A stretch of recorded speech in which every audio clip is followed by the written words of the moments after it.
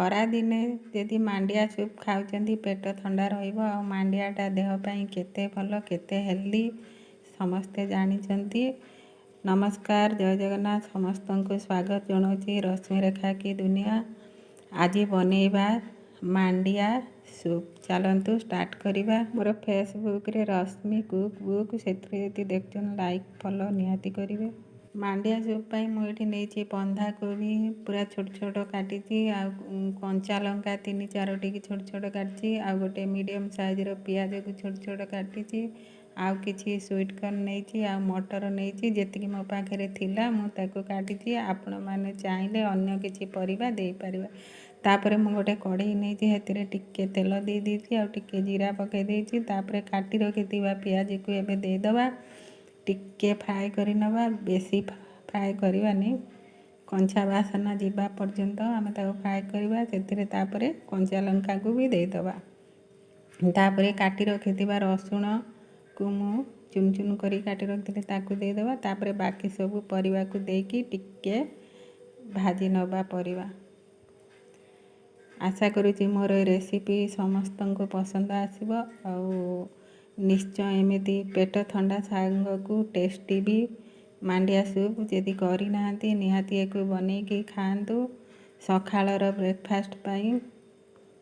ଯଦି ମୋର ରେସିପିଟା ଆପଣମାନଙ୍କୁ ଭଲ ଲାଗେ ନିଶ୍ଚୟ ଲାଇକ୍ କରିବେ, ସେୟାର କରିବେ। ଚ୍ୟାନେଲରେ ଯଦି ନୂଆ, ଚ୍ୟାନେଲକୁ ସବସ୍କ୍ରାଇବ୍ କରିଦେବେ।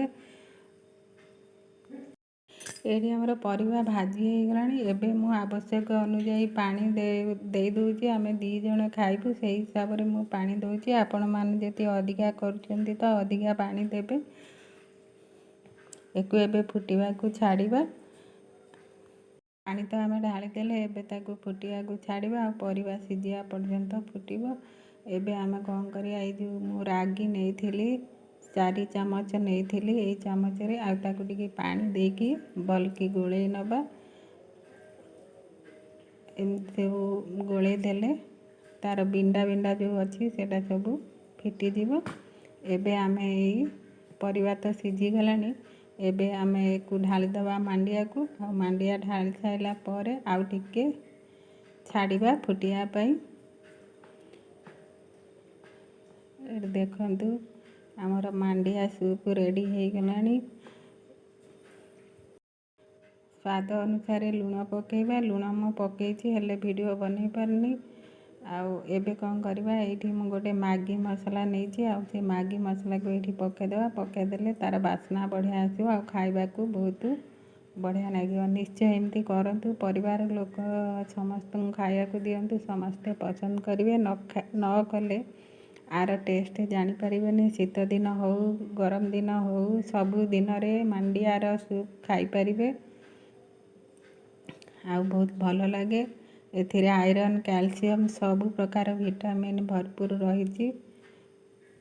ଏଇଠି ଦେଖନ୍ତୁ ଆମର ରେଡ଼ି ହେଇଗଲା ମାଣ୍ଡିଆ ସୁପ୍। ବହୁତ ଲୋକ ମାଣ୍ଡିଆ ଖାଇବାକୁ ଭଲ ପାଆନ୍ତିନି, କିନ୍ତୁ ଏମିତିଆ ସୁପ୍ ବନେଇକିରି ଖାଆନ୍ତୁ, ସମସ୍ତଙ୍କୁ ଭଲ ଲାଗିବ। ଜାଣିପାରିବେନି ଏଇଟା ମାଣ୍ଡିଆରେ ତିଆରି ହେଇଛି। ଏତେ ଟେଷ୍ଟି ଥିଲା ଏ ସୁପ୍। ଏଇଠି ମୁଁ ବାଢ଼ି ଦେଉଛି, ଆମେ 2 ଜଣ ଖାଇବୁ।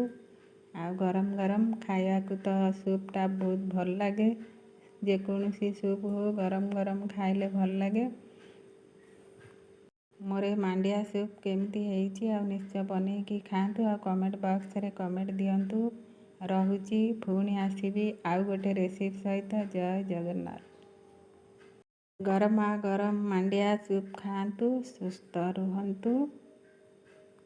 ମୋତେ କମେଣ୍ଟ କରନ୍ତୁ।